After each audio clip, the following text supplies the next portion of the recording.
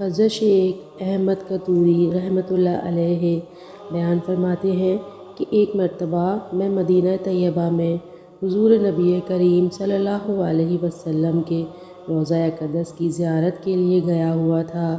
میرے ساتھ میرے کچھ دوست بھی تھے۔ ہم سب مسجد نبوی میں بیٹھے ہوئے تھے۔ جب رات ہوئی تو دوستوں نے کھانے کی فکر کی۔ میں نے کہا، ہمیں کھانے کی فکر کرنے کی کیا ضرورت ہے؟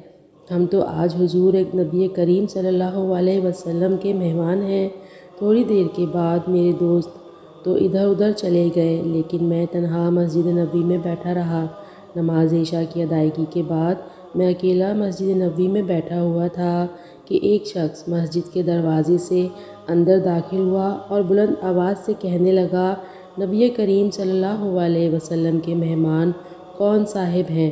میں اس کی آواز سن کر اٹھا۔ میں نے اس کے سامنے اپنی جھولی پھیلا دی۔ اس نے بہت سی کھجوریں میری جھولی میں ڈال دیں۔ میں نے کھا لیں۔ ان کی لذت اور مٹھاس میں آج تک محسوس کرتا ہوں۔ سبحان اللہ۔